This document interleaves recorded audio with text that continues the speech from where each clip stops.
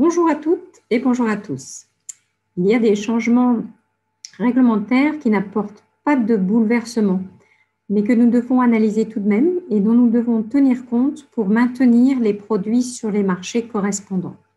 C'est la raison pour laquelle nous allons évoquer la modification imminente de révision de l'ordonnance 169 qui est applicable dans le cadre de la réglementation japonaise, le PMD Act, c'est-à-dire le Pharmaceutical and Medical Devices Act.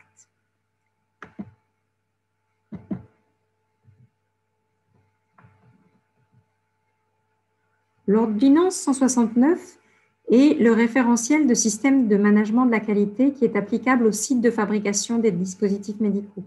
Elle est également applicable au MAH qui est basé au Japon et qui est désigné par les fabricants étrangers pour, entre autres, mener à bien l'enregistrement réglementaire.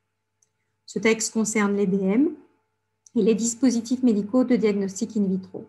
Sa version actuelle est basée sur, d'une part, des exigences qui sont issues de la version 2003 de la norme ISO 13485, dont on retrouve intégralement les paragraphes 4 à 8 dans le chapitre 2, et d'autre part, basée sur des exigences supplémentaires qui sont spécifiques au marché japonais et sont détaillées dans le chapitre 3. Il s'agit par exemple de périodes de conservation de documents ou d'enregistrement.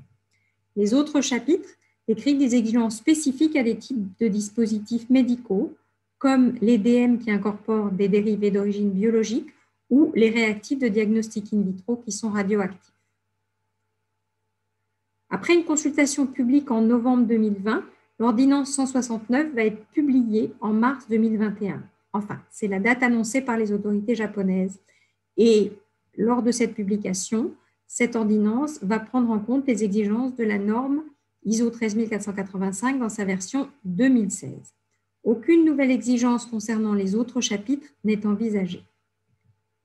Une période de transition de 3 ans jusqu'en mars 2024 est prévue, durant laquelle la conformité aux deux versions sera autorisée. À partir de mars 2024, seule la nouvelle version sera en vigueur. Si vous avez eu le courage ou l'envie d'arriver jusqu'à cette slide, je suis sûre que vous vous dites, mais enfin, pourquoi parler de cela? Pourquoi parler de ce référentiel? Mon système de management de la qualité est conforme à l'ISO 13485 dans sa version 2016 depuis plus de 2 ans.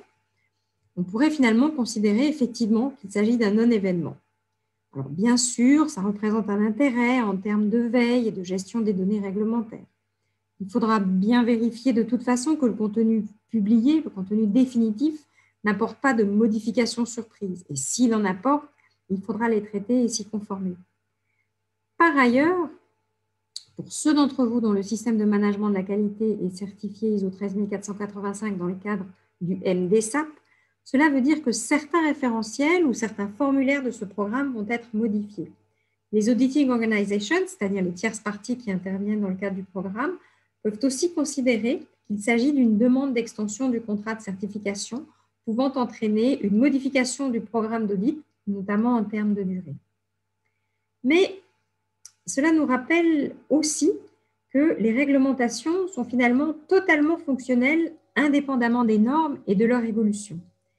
L'ordonnance 169 en est un exemple, mais c'est aussi un cas de figure auquel nous sommes confrontés avec l'absence même momentanée de normes européennes harmonisées avec les deux règlements, le règlement DM et le règlement DIV.